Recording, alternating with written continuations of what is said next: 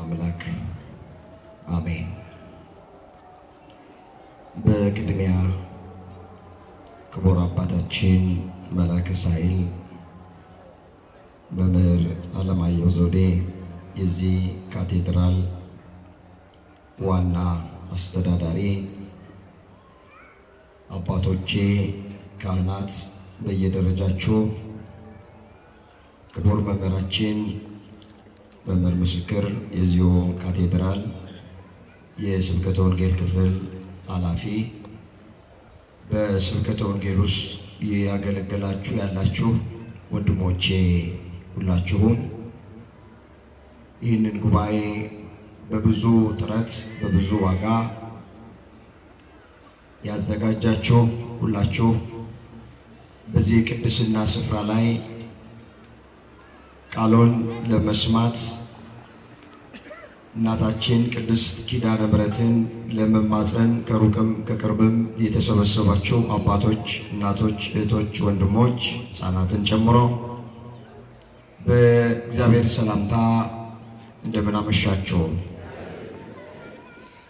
አሜን። አምላካችን እግዚአብሔር ያለፈውን ጊዜ በሰላምና በጤና አስፈጽሞን በእድሜያችን ላይ ይህችን ቀን ተጨማሪ አድርጎልን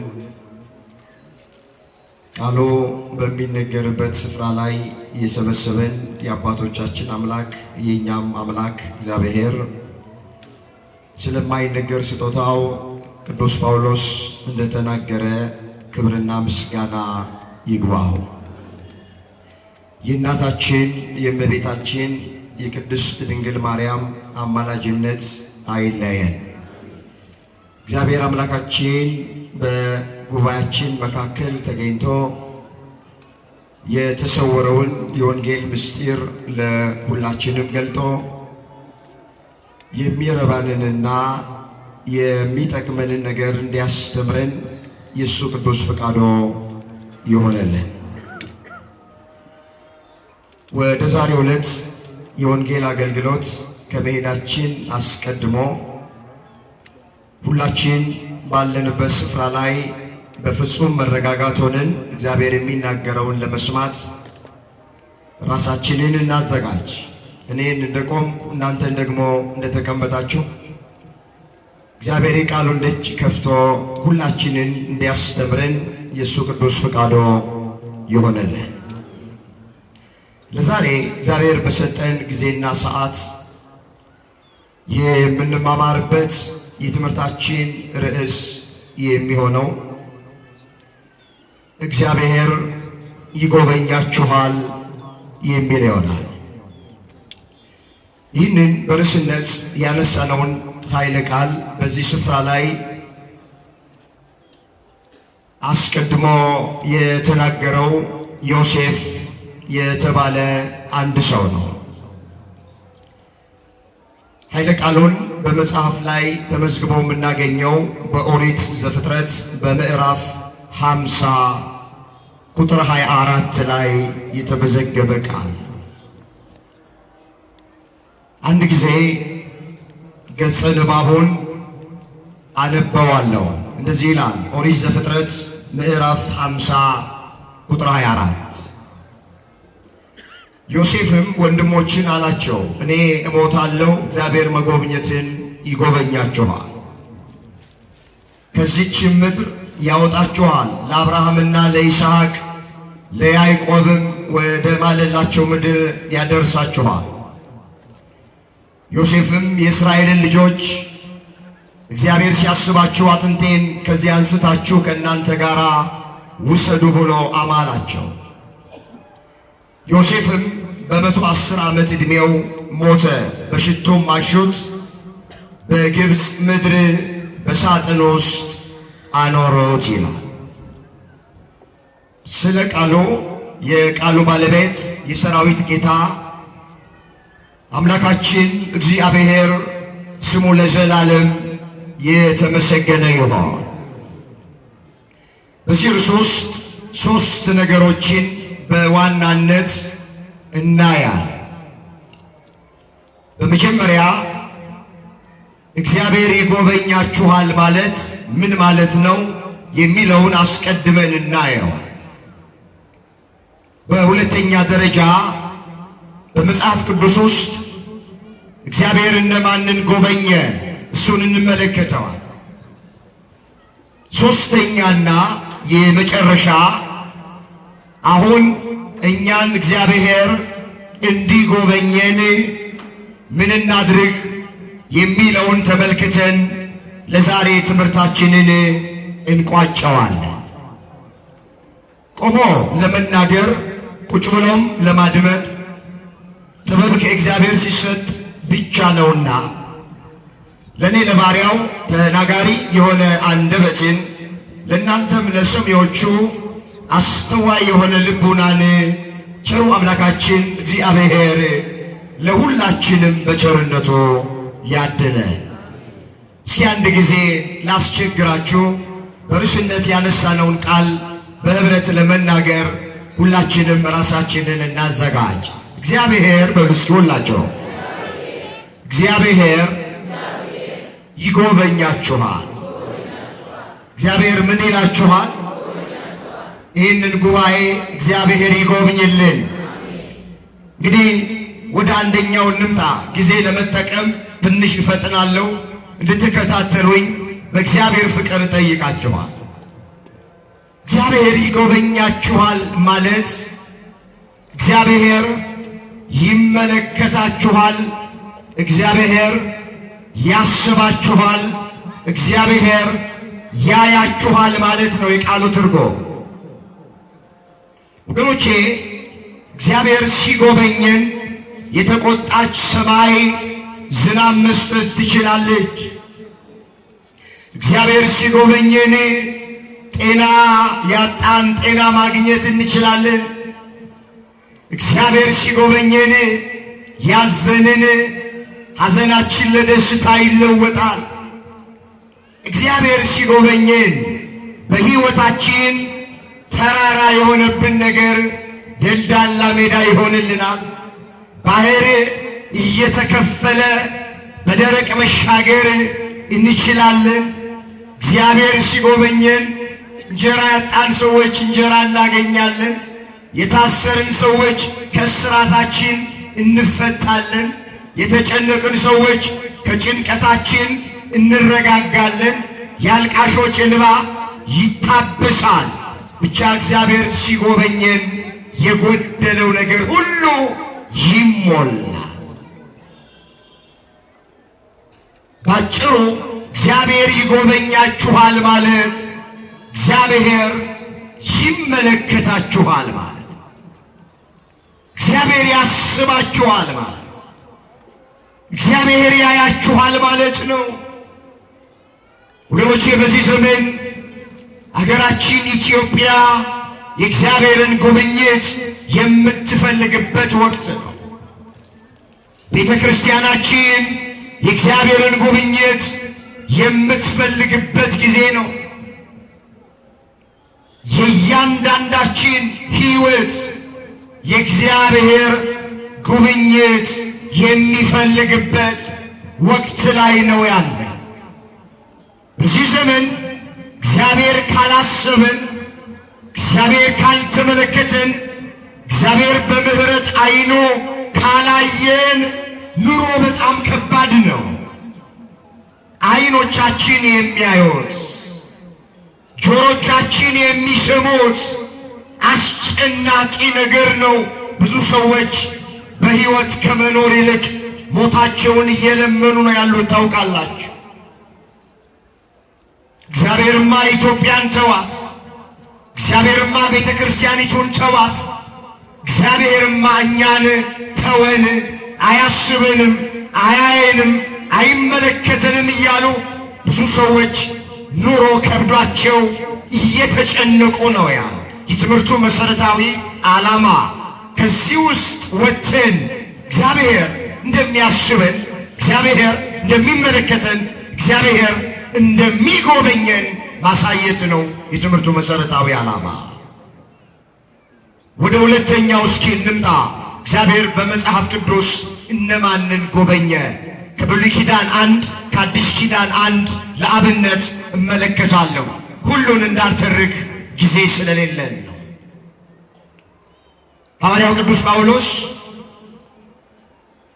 በሃይማኖት ለወለዳቸው በዕብራውያን ለሚገኙት ክርስቲያኖች ሲጽፍላቸው ስለ ሶምሶንና ስለ ባርቅ፣ ስለ ዮፍታሔና ስለ ሳሙኤል ስለ ቀሩትም ነቢያት እተርክላችሁ ዘንድ ወደድኩ፣ ሁሉን እንዳልተርክላችሁ ጊዜ የለኝም አላቸው።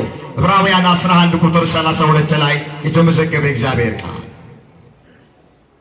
እኛም አሁን በእግዚአብሔር የተጎበኙትን ሁላቸውንም ለመተረክ ጊዜ አይበቃንም። ግን ለአብነት ቅድም እንዳልን ከብሉይ ኪዳን አንዱን ከአዲስ ኪዳንም አንዱን አንስተን እናየዋል። ብሉይ ኪዳንን ስናነሳ ከብዙዎቹ መካከል በእግዚአብሔር ከተጎበኙት የምናገኛቸው የቤተልሔምን ሕዝቦች ናቸው። ታሪኩ በመጽሐፈ ሩት በምዕራፍ 1 ቁጥር 1 ላይ የተመዘገበ ነው። እንዲህ ብሎ ይጀምራል። መሳፍንት በምድሪቱ ላይ ይፈርዱ በነበረበት ዘመን በአንድ ከተማ አንድ ቤተሰብ ነበረ። የባል ስም አቤሜሌክ፣ የሚስት ስም ኑኃሚን፣ 2 ልጆች አሏቸው። መሐሎንና ኬሌዎን ተብለው ይጠራሉ። የሚኖሩት በይሁዳ ቤተልሔም ነበረ ይላል። ሁላችን እንደምናውቅ ቤተልሔም ማለት የቃሉ ትርጉም የእንጀራ ቤት ማለት። በዚህ ቤተልሔም ተብላ በምትጠራ ከተማ በአንድ ወቅት ላይ ጽኑ ረሃብ ሆነ። እግዚአብሔር የሰማይን መስኮት ዘጋ። ምድሪቱ የተዘራባት አልበቅል፣ የተተከለባት አልጸድቅ አለ። ረሃብ መጣባት። ረሃብ ደግሞ አስጨናቂ ነው። ታውቃላችሁ፣ መጽሐፍ ቅዱስ ከረሃብ ሰይፍ ይሻላል ብሏል። እዛ ሰቆቃወ ኤርምያስ ምዕራፍ 4 ቁጥር 9 ላይ ከረሃብ ሰይፍ ይሻላል። ሰይፍ ገላግሌ ነው፣ አንድ ጊዜ ይቆርጣል፣ በቃ ይገድላል። ረሃብ ግን ያሰቃያል። ረሃብ ጊዜ አይሰጥም።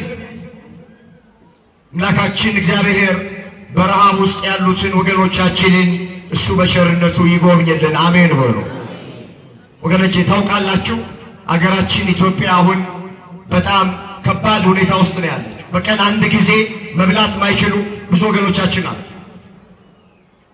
ኑሮ የከበዳቸው፣ ኑሮ እንደ ሰማይ የራቀባቸው፣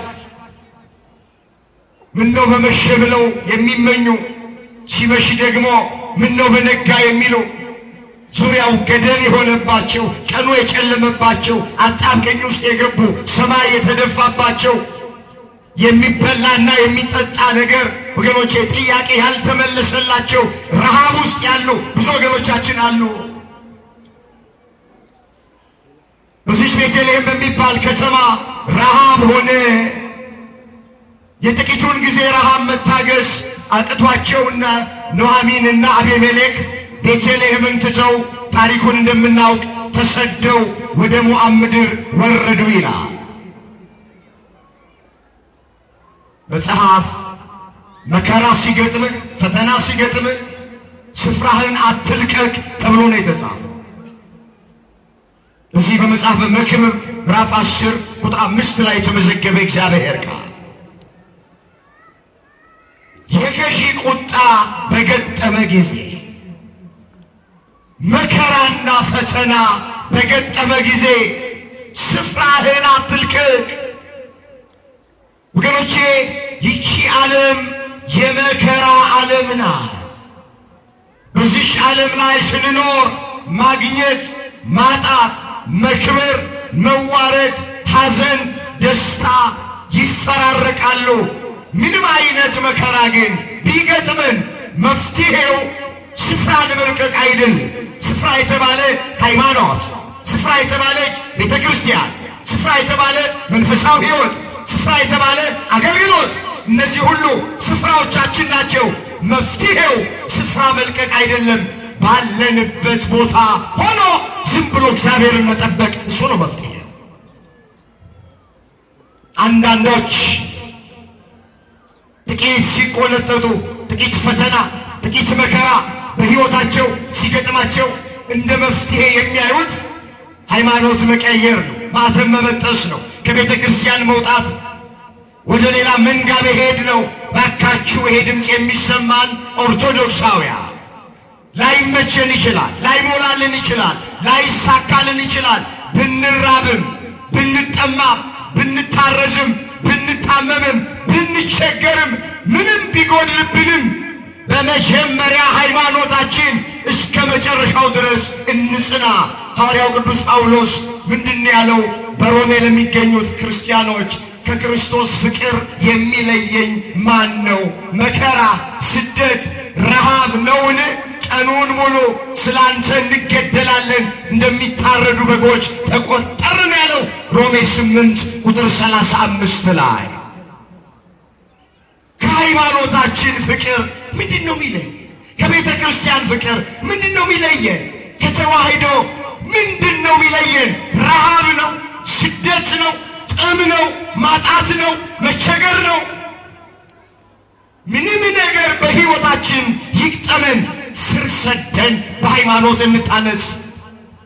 እዚሁ ቤት ሆነን በሃይማኖታችን ሆነን እግዚአብሔርን እንጠብቀው። ይሄ ቤተሰብ ጥቂት ረሃብ ወደዚች ከተማ ሲመጣ መታገስ አቃተውና ትንቢት የተነገረላትን ሱባኤ የተቆጠረላትን የዳዊት ከተማ ተብላ የምትጠራውን በኋላም ኢየሱስ ክርስቶስ የሚወለድባትን ቤተልሔምን ትተው ወደ ሞዓብ ሄዱ። ልክ ሞዓብ ሲደርሱ ኑኃሚን ባሏን አጣች።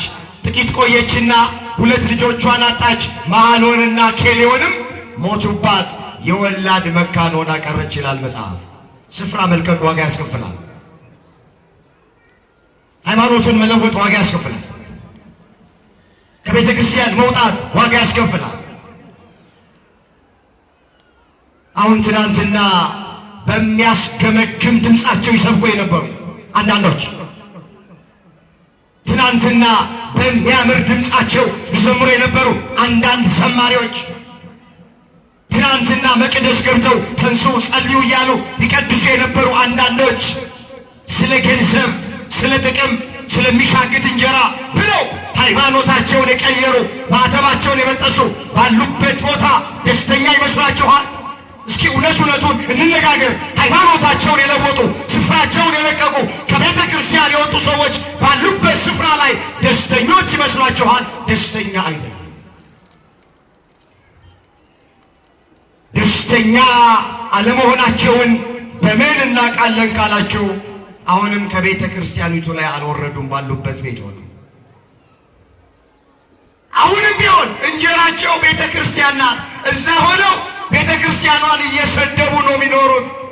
24 ሰዓት ቲክቶክ ላይ ወጥተው፣ ፌስቡክ ላይ፣ ዩቲዩብ ላይ ተቀምጠው የኢትዮጵያ ኦርቶዶክስ ተዋሕዶ ቤተ ክርስቲያንን እሷን ነው እያነሱ እንጀራ ዚም እያሉ እንጀራቸው እቺ ነበረች። ወጥተውም እየሰደቧት እንጀራ የሚያገኙት በዚህ ቤተ ክርስቲያን። ይሄ የምን ምልክት ይመስላችኋል መሰላችሁ? በሄዱበት ቦታ ያለማረፋቸው ምልክት ነው። ቤተ ክርስቲያኗን እያነሱ የሚናገር ባሉበት ቤት ውስጥ ቢያርፉ ኖሮ፣ ደስተኛ ቢሆኑ ኖሮ፣ ሰላም አግኝተው ቢሆኑ ኖሮ የራሳቸውን ዶግማ፣ የራሳቸውን ቀኖና፣ የራሳቸውን አስተምህሮ ያስተምሩ ነበረ። አንድም ቀን ወንጌል ሲሰብኩ አልሰማናቸው። ጠላት ዲያብሎስ የስድብ አፍ ሰጥቷቸው የአውሬው መንገድ ጠራጊዎች ስለሆኑ ሁልጊዜም ይሳደባል። ወገኖቼ እንደዚህ ቢሆኑ እኛ አንጠላቸውም፣ እንወዳቸዋለን። እግዚአብሔር አንዳንዶቹ እንደተመለሱ የቀሩትንም ልብ ሰጥቶ እግዚአብሔር ይመልሰልን። ይሄ ነው ምኞታችን፣ ይሄ ነው ፍላጎታችን። እንደወጡ አያስቀራቸው እግዚአብሔር። መልሶ ልብ ሰጥቶ ወደ እናት ቤተ ክርስቲያን እግዚአብሔር ይመልስልን። እንመለስ። ስፍራዋን ለቀቀች። ከቤተልሔም ወደ ሞዓብ ወረዱ። ነገር ግን እዛ ሲደርሱ ቅድም እንደተረክነው አልተጠቀሙም። አቤሜሌክ ሞተ፣ 2 ልጆቿም ሞቱ። ወገኖቼ ስፍራችሁን አትልቀቁ። ከሃይማኖታችሁ አትውጡ፣ ከቤተ ክርስቲያናችሁ አትውጡ፣ ማዕተባችሁን አጥብቃችሁ ያዙ፣ የትንቢት መፈጸሚያዎች እንዳትሆኑ። ዛሬ ያለንበት ዘመን ከባድ ዘመን። ጌታችን መድኃኒታችን ኢየሱስ ክርስቶስ ስለ መጨረሻው ዘመን ለደቀ መዛሙርቱ ሲነግራቸው በመጨረሻው ዘመን ከሚሆኑት ነገሮች መካከል አንደኛው ብዙዎች በክርስቶስ ስም መምጣታቸው፣ ብዙዎቹን ማሳታቸው ነው። እናንተ ግን አለ ደቀ መዛሙርቱን ማንም እንዳያስታችሁ ተጠንቀቁ። ማንም እንዳያስታችሁ ምን በሉ? ተጠንቀቁ ተብለናል። መጠንቀቅ ነው። እነሆ ክርስቶስ ከዚህ አለ ወይም ከዛ አለ ቢሏችሁ አትመኑ።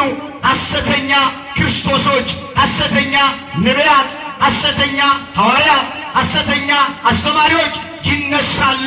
ቢቻላቸውስ አይቻላቸውም እንጂ የተመረጡትን እንኳን እስኪያስቱ ድረስ በምትሃት ብዙ ድንቃ ድንቅ ነገር ያደርጋሉ። በዚህ እንዳትደነቁ።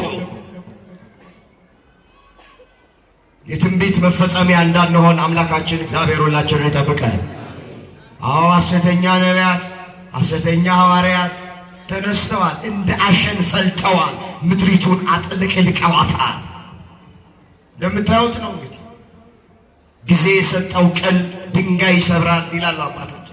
ጊዜ ሰጥቷቸዋል እንጂ ጊዜ ስለሰጣቸው እንደ ልባቸው ነው የሚናገሩት፣ እንደፈለጉ ነው፣ ታጅበው ነው፣ በፌዴራል በማርሽ ባንድ ነው፣ ጊዜው የኛ ነው ይላሉ። ይህም ጊዜ ያልፋል ያልፋል። ይህም ጊዜ ብዙ አሳልፈናል። ይህም ጊዜ ያልፋል። እንደ ዘመት እንደ ታሪክ የምናወራበት ዘመን ቅርብ። እነዚህ በሰሞኑ ወደ ደቡብ አገልግሎት ሄጄ ነበር፣ ወደ ሐዋሳ አካባቢ። አይኖቻችን የሚያየው ጆሮቻችን የሚሰማው ነገር ያሳዝናል፣ አንገት ያስደፋል። ልክ መንግስታዊ ሃይማኖት የመጣ ይመስላል። ለሀገር ባለውለታ የሆነች ቤተ ክርስቲያን፣ ታቦቷን ተሸክማ ጦር ሜዳ የዘመተች ቤተ ክርስቲያን፣ ትምህርት ሚኒስቴር በሌለበት ጊዜ ትምህርት ሚኒስቴር ሆና ያገለገለች ቤተ ክርስቲያን፣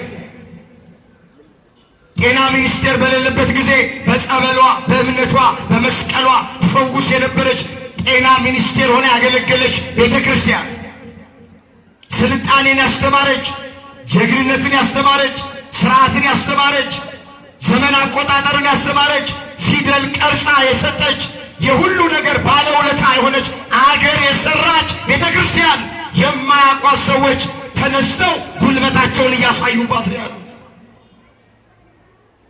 ቢሆንላቸው አይሆንላቸውም እንጂ ሊያዋት አይፈልጉም። አንዳንዶቹ ሊያጠፏት ነው የሚፈልጉት። እያንዳንዱን ገልጦ ማየት ያስፈልጋል።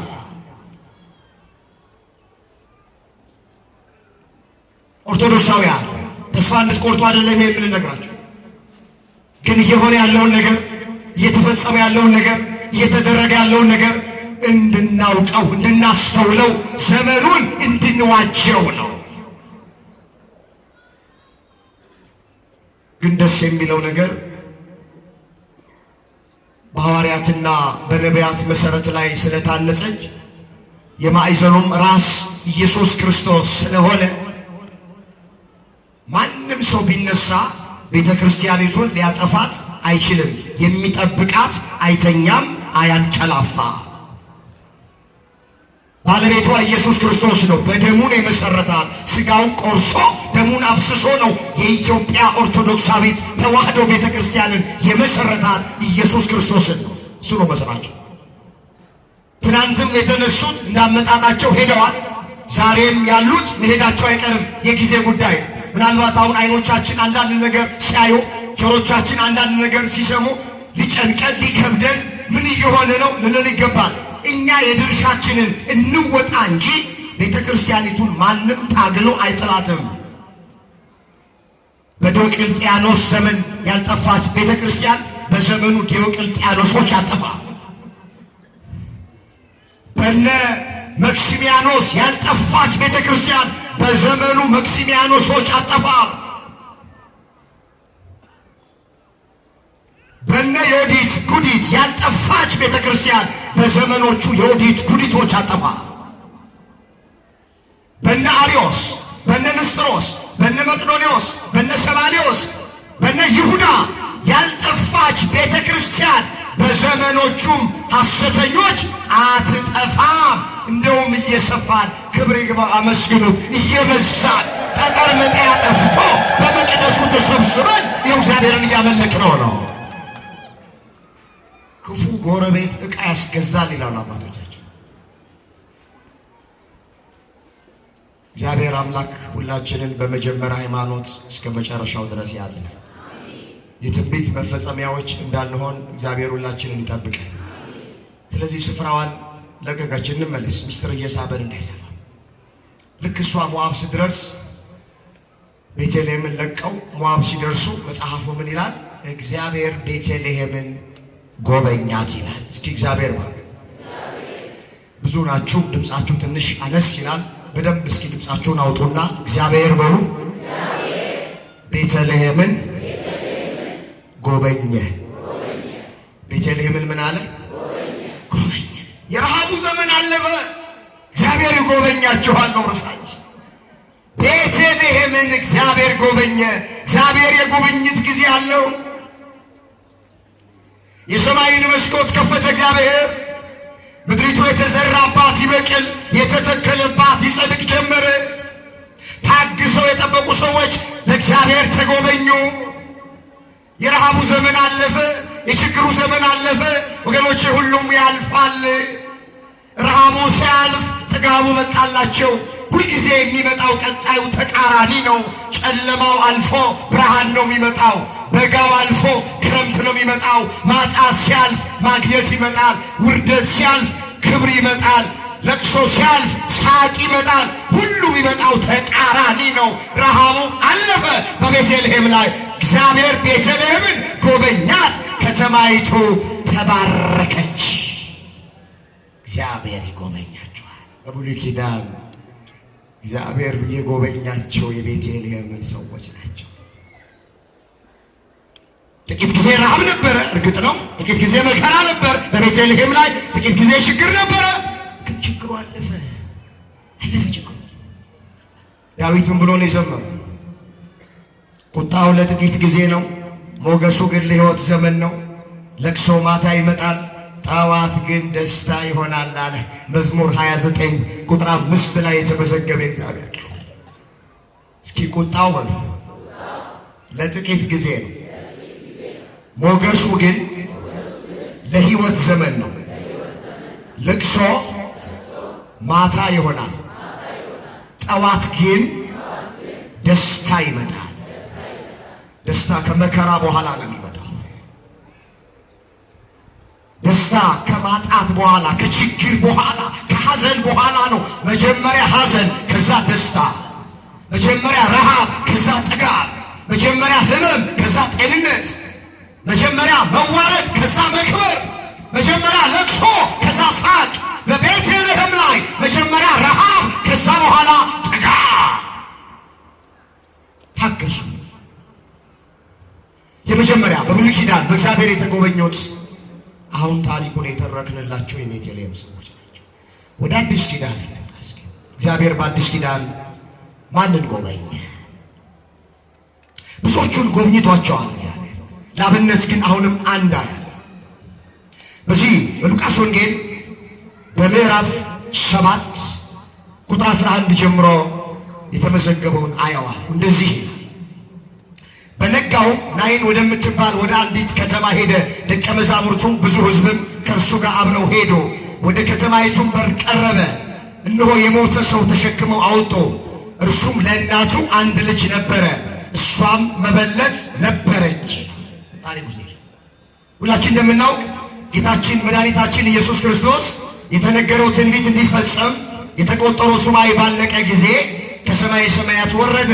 ከእናታችን ከእመቤታችን ከቅድስተ ቅዱሳን ከንጽሕተ ንጹሐን ከድንግል ማርያም ከወላዲት አምላክ ከሥጋዋ ሥጋ ከነፍሷ ነፍስ ነስቶ በአጭር ቁመት በጠባብ ደረት ተወስኖ በቤተልሔም ዋሻ በከብቶች ግርግም ተወለደ።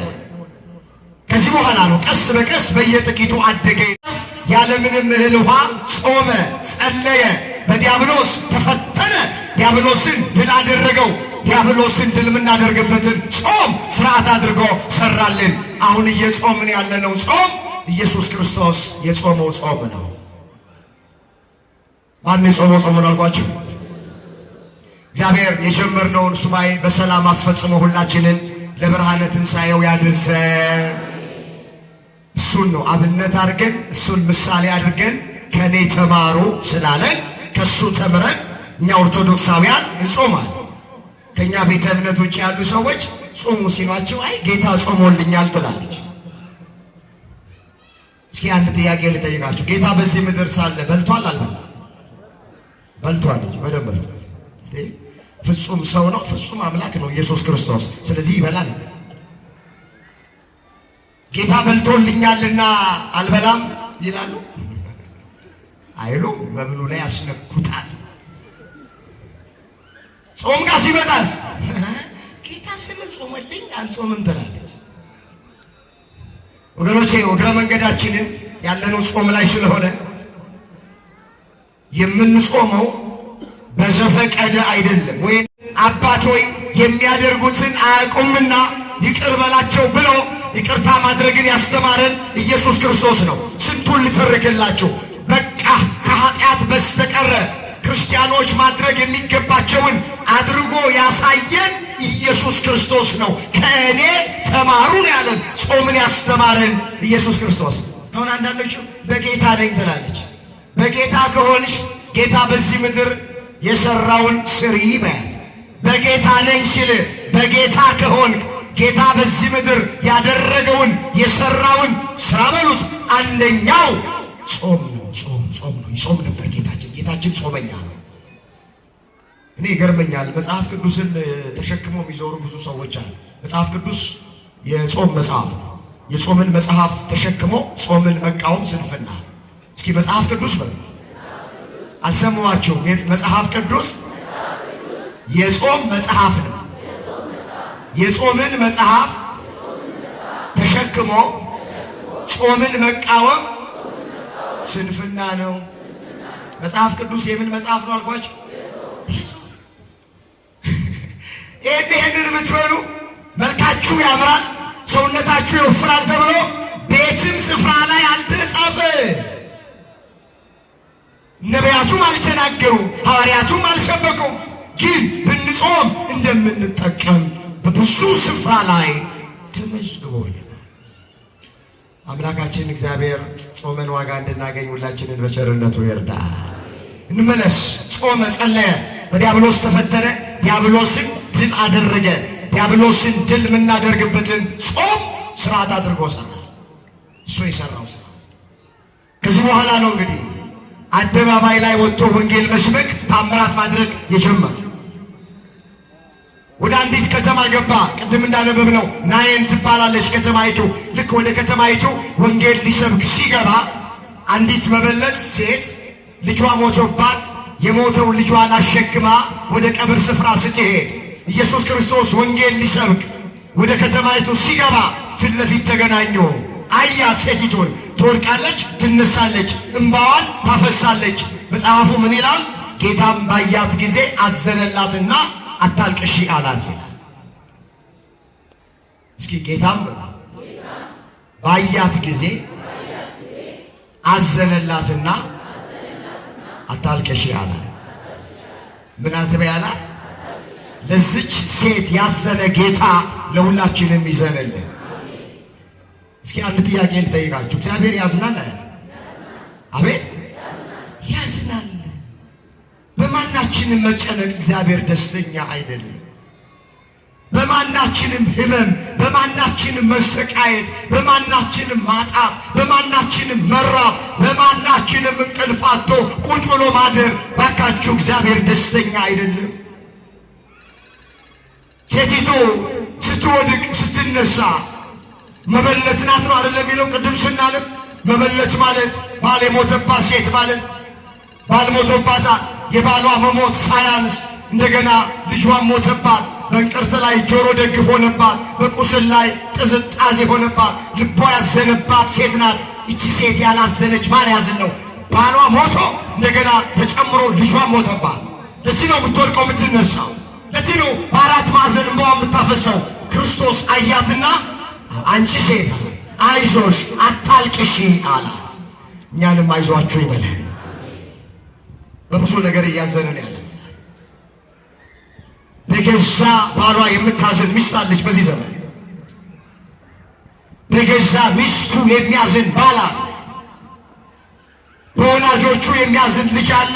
በልጁ የሚያዝን ወላጅ አለ። ሐዘናችን ይለያያል እንጂ ሁላችንም ሐዘንተኞች ነን። ማን ነው በሀገሩ ጉዳይ የማያዝን? ማን ነው በቤተ ክርስቲያኑ ጉዳይ የማያዝን? በውስጥም አለው በውጭም አለው። በምናየው በምንሰማው ነገር ማን ነው የማያዝነው? ዛሬ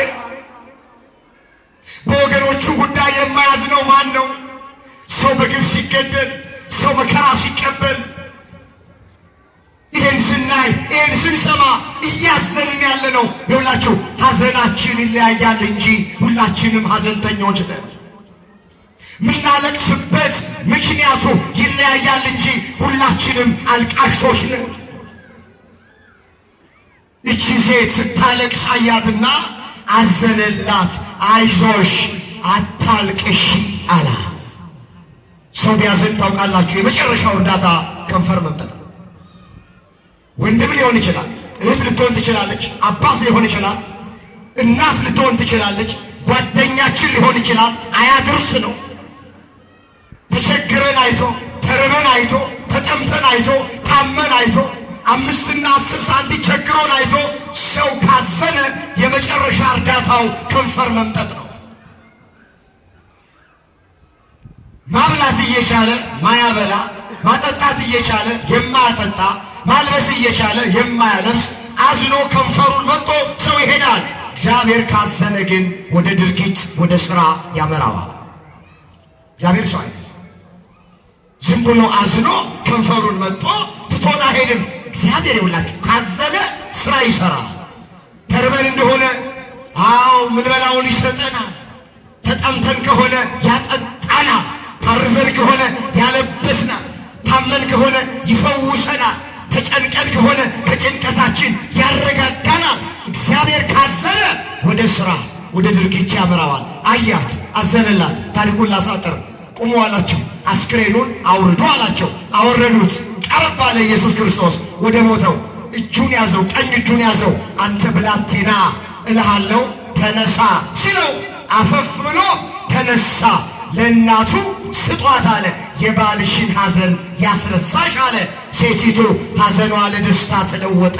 አፏ በሳቅ ተሞላ፣ ከንፈሯ በእልልታ ተሞላ። የሞተባት ልጇ ተነሳ። ክብር ምስጋና ለአምላካችን ለእግዚአብሔር ይሁን። እግዚአብሔር ይችላል አይችልም? አቤት ይችላል። ሞቶ የነበረው ልጇን አስነሳላት። እግረ መንገድ ምንም አይነት ችግር በሕይወታችሁ ይጠማችሁ፣ እባካችሁ ችግራችሁን ከእግዚአብሔር በታች አድርጉትና እግዚአብሔርን ከችግሮቻችሁ ሁሉ በላይ አድርጉት።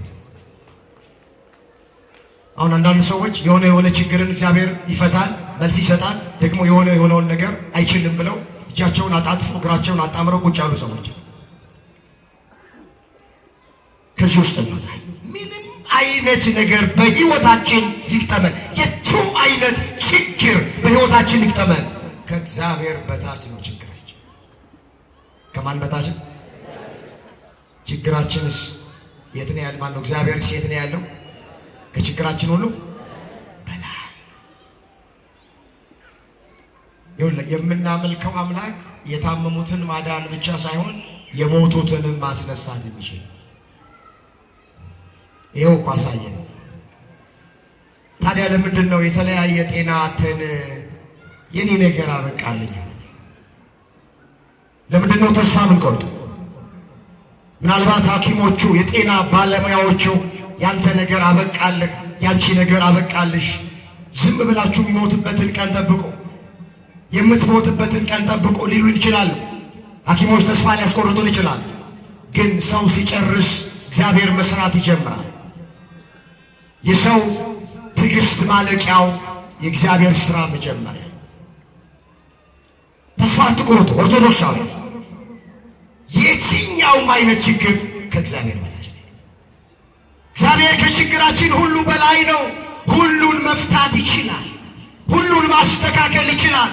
ለሁሉ መልስ መስጠት ይችላል። መጽሐፍ ከነገር አንድ ነገር ቢከብዳችሁ እሱን ወደ እኔ አምጦት እኔም እመልሰዋለሁ ተብሎ ተጽፏል። እስኪ ቃሉን በልባችሁ እንዲጻፍ ከኔ ቀጥላችሁ ተናገሩት። ከነገር በሉ እስኪ። ያልተናገረ ሰው አለ። ከነገር አንድ ነገር ቢከብዳችሁ እሱን ወደ እኔ አምጦት እኔም እመልሰዋለሁ። እኔ ምን እለዋለሁ? ከነገር አንድ ነገር ቢከብዳችሁ። ምንድነው የከበዳችሁ እህቶቼ? ምንድነው ወንድሞቼ በሕይወታችሁ የከበዳችሁ? የፍርድ ቤት ጉዳይ ነው ፍትህን ያጣችሁት? ምንድነው የከበዳችሁ? በትዳር ውስጥ እየኖራችሁ ልጅን ያልተሰጣችሁ? የጤና ችግር ነው? የእንጀራ ችግር ነው? ተምራችሁ ስራን ያጣችሁት? በትዳራችሁ ሰላም የላችሁም፣ ፍቅር የላችሁም። ምንድነው ከነገር የከበዳችሁ ነገር? መጽሐፍ እንደዚህ ይላል፣ ከነገር አንድ ነገር ቢከብዳችሁ እሱን ወደ እኔ አምጦት እኔ እሰራዋለሁ፣ እኔ አስተካክለዋለሁ፣ እኔ መልሰዋለሁ አለ እግዚአብሔር። ለቃሉ ታማኝ የሆነ አምላክ አምጦት በጸሎት አምጦና ጣሉት። እግዚአብሔር የከበደብንን ነገር ሁሉ ያቀልልን። በገጠመን መከራ ሁሉ እግዚአብሔር መውጫውን ያዘጋጅልን። አዎ የሞተ ልጇን አስነሳ። ወደምፈልገው ቃል ልምጣ። እዚሁ ሉቃስ 7 ቁጥር 16 ላይ እንደዚህ ይላል፣ ሁሉም ፍርሃት ያዛቸው ይላል። ልክ የሞተው ልጅ ታላቅ ነቢይ በእኛ መካከል ተነስቷል አሉ። ደግሞም እግዚአብሔር ሕዝቡን ጎበኘ አሉ። እስኪ እግዚአብሔር ሕዝቡን ጎበኘ። ርዕሳችን ምንድን ነበር? እግዚአብሔር ምን ይላችኋል? ደግሞ እግዚአብሔር ሕዝቡን ጎበኘ እያሉ እግዚአብሔርን አመሰገኑ። ታሪክ ተቀየረ። ነገር ተገለበጠ። የሞተባት ልጇ ተነሳ፣ ሕይወት ዘራ፣ የባሏን ሐዘን ይረሳች።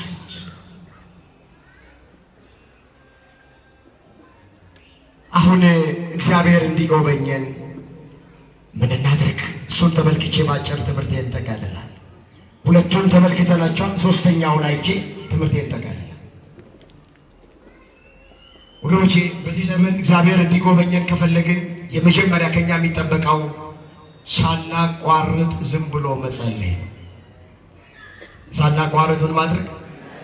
ጸሎታችሁን እንዳታቋርጡ። የእግዚአብሔርን ጉብኝት የምትፈልጉ ከሆነ መጽሐፍ ለምኑ ይሰጣችኋል፣ መዝጊያ አንኳኩ ይከፈትላችኋል፣ ፈልጉ ታገኛላችሁ።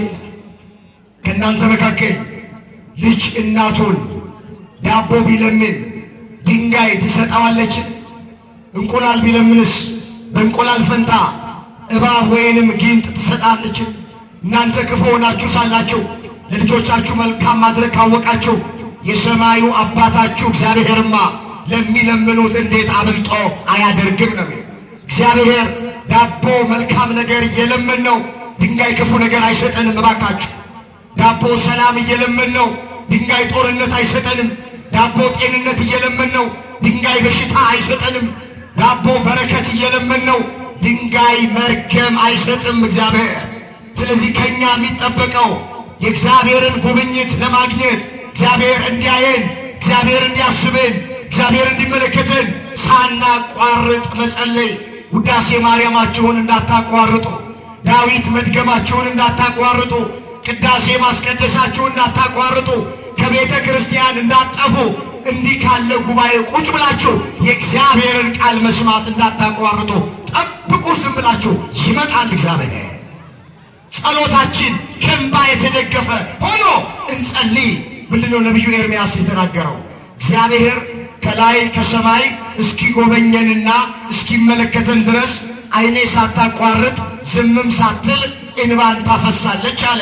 ሰቆቃወ ኤርምያስ ምዕራፍ 3 ቁጥር 49 ላይ ወገኖቹ እስራኤላውያን በባቢሎን ምርኮ በነበሩ ጊዜ በመከራ ውስጥ፣ በጭንቅ ውስጥ፣ በነበሩ ጊዜ ነቢዩ ኤርምያስ እንዲህ ብሎ ጸለየ። እግዚአብሔር አለ ከላይ ከሰማይ እስኪጎበኘንና እስኪመለከተን ድረስ ዓይኔ ሳታቋርጥ ዝም ሳትል እንባ ታፈሳለች አለ። ሳታቋርጡ ጸልዩ፣ ሳታቋርጡ አንቡ፣ ሳታቋርጡ አልቅሱ። ስለ ሀገራችሁ፣ ስለ ቤተ ክርስቲያናችሁ፣ ስለ ወገኖቻችሁ፣ ስለ ጤናችሁ፣ ስለ ጎደለባችሁ ነገር ሁሉ ጸልዩ።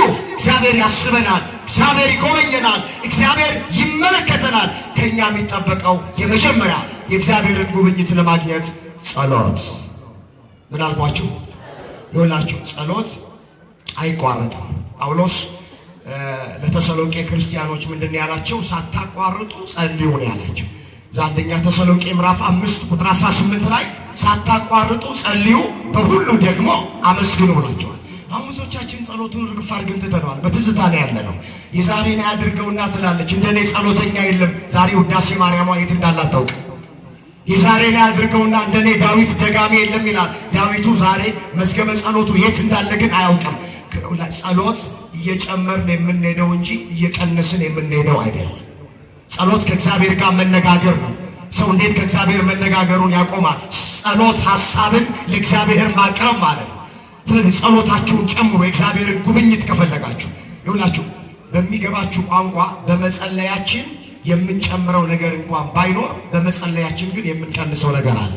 ምን እንቀንሳለን ካላችሁ የሚጸልይ ሰው ፍርሃትን ይቀንሳል። የሚጸልይ ሰው ጭንቀትን ይቀንሳል። የሚጸልይ ሰው ብቸኝነትን ይቀንሳል። ስለዚህ በመጸለያችን ከምናገኘው ጥቅም ባሻገር ደግሞ ምን ቀንሰው ነገር አለ። ጸሎተኛ ሰው እኮ አይፈራም። ታውቃላችሁ፣ ምንም ቢመጣበት አይፈራም። ስለዚህ ጸልዩ፣ አሁንም ጸልዩ፣ አሁንም ጸልዩ። የመጨረሻ እግዚአብሔር እንዲጎበኘን በትዕግስት ሆነን እንጠብቀው። ምን ሆነን እንጠብቀው? በትዕግስት ይመጣል። በለሷን የጠበቀ ፍሬዋን ይበላል፣ ጌታውን የጠበቀ ይከብራል ተብሎ ተጽፏል። እዛ ምሳሌ 27 ቁጥር 18 ላይ የተመሰከረ ቃል። እስኪ በለሷን የጠበቀ ፍሬዋን ይበላል፣ ጌታውንም የጠበቀ ይከብራል። በቃ ጌታውን የጠበቀ በትዕግስት የጠበቀ ይከብራል፣ ይጎበኛል። ትዕግስት ብቻ ነው እግዚአብሔር ከኛ የሚፈልገው። ያ ኢዮብ እስኪ ባይነልናችሁ ዛሬ የመጨረሻ ቃል ጤናውን አጣ፣ ሀብት ንብረቱን አጣ፣ ልጆቹን አጣ። 3 መከራ በሕይወቱ ደረሰበት። 3 ታላላቅ መከራ። 10 ልጆቹን ያጣው በአንድ ሌሊት። 7 ወንድ ናቸው፣ 3 ሴት ናቸው። ከራስ ፀጉሩ እስከ እግር ጥፍሩ ድረስ በደዌ ነው፣ በቁስል ነው የተመታው። ሀብት ንብረቱን በሙሉ ነው ያጣው፣ የወደመበት። ግን ምንድን ነው ያለው? ከእናቴ ማህፀን ራቁቴን ወጥቻለሁ፣ ወደ መቃብርም ራቁቴን ገባለሁ። እግዚአብሔር ሰጠኝ፣ እግዚአብሔር ነሳኝ፣ የእግዚአብሔር ስም የተመሰገነ ይሆናል። 10 ልጆቹን አጥቶ ተመስገን አለ። ሙሉ ሀብት ንብረቱን አጥቶ ተመስገን አለ። ጤናውን አጥቶ ተመስገን አለ። አላጉረመረመም። ወገኖቼ ኢዮብ አላማረረም ተብሎ ነው የተጻፈው። አላዘነም አልተባለም። አዝነዋል፣ ግን አላማረረም። የታል ማመልከው አምላክ አላለም። የታል እግዚአብሔር አላለም። አዝነዋል፣ ግን አማሯል ተብሎ አልተጻፈም። ማዘን የተፈቀደ ነው። ማዘን ተፈጥሯዊ ነው። ግን እባካችሁ እግዚአብሔርን አታማሩት። ምንም ቢገጥማችሁ እግዚአብሔርን አታማሩት። ተመስገን አለ። በአንድ ወቅት በሚስቱ በኩል ሰይጣን መጥቶ ሊጥለው ሞከረ፣ አልቻለም። በጓደኞቹ በኩል መጣ፣ አልቻለም። መጨረሻ ላይ ራሱ ዓይኑን አፍጦ ጥርሱን አግጦ ሰይጣን መጣ። እስካሁን ፍጹምነትን ይዘሃል፣ ይሄ እግዚአብሔር የምትለው ልጆችን ካልጠበቀ ሀብት ንብረትን ካልጠበቀ ለምን ታመልከዋለህ? ስደብና ሞት አለው። ኢዮብ እንደዚህ ብሎ መለሰ። የምፈልገው ቃል የመጣው ነገር ይምጣ አለ። ሥጋዬን በጥርሴ ነክሼ ይይዘዋለሁ አለ። ቢገድለኝም እንኳን አምላኬ እግዚአብሔርን በትዕግስት እጠብቀዋለሁ አለ። ኢዮብ 13 ቁጥር 14 ላይ የተመዘገበ ቃል። አንድ ላይ እንበለውና ትምህርቱን እንዳጠቃል። የመጣው ነገር ይምጣ በምስ ሥጋዬን በጥርሴ ነክሼ ይይዘዋለሁ። ቢገድለኝም እንኳን አምላኬ እግዚአብሔርን በትዕግስት እጠብቀዋል። በምን እጠብቀዋል? ጤና ማጣት ከእግዚአብሔር አይለየኝም። ልጆች ማጣት ከእግዚአብሔር አይለየኝም። ሀብት ንብረት ማጣት ከእግዚአብሔር አይለየኝም። ቢገድለኝም እንኳን በትዕግስት ማንን እጠብቃለሁ አለ? በቃ እኛም እንደዚህ ነን። ምንም ነገር አይለየን። በቃ እንጠብቀው በትዕግስት። ይጎበኘናል፣ ይመጣል። ሰው ዝም ብሎ የእግዚአብሔርን ማዳን ተስፋ ቢያደርግ መልካም ነው ተብሎ ተጽፏልና ዝም ብለን እግዚአብሔርን ተስፋ አድርገን እንድንኖር አምላካችን እግዚአብሔር ሁላችንን በቸርነቱ ይርዳን። እጅግ የምንወዳቸው የምናከብራቸው የኔታ እሸቱ በመካከላችን መጥተዋል። ስለዚህ እኔ እዚህ ጋር ይበቃኛል። ከእሳቸው ጋር ደግሞ አብረን እንቆያለን። ያስተማረን አምላክ ስሙ የተመሰገነ ይሁን። ድንግል ማርያም ጣዕሟን ባንደበታችን ፍቅሯን በልባችን ትሳልብን። አገራችንን ኢትዮጵያ አምላካችን እግዚአብሔር በጽኑ ሰላም ይጠብቅልን። የእምነት ነፃነታችንን እግዚአብሔር ያስከብርልን። የሁላችንን መጨረሻ እግዚአብሔር ያሳምር።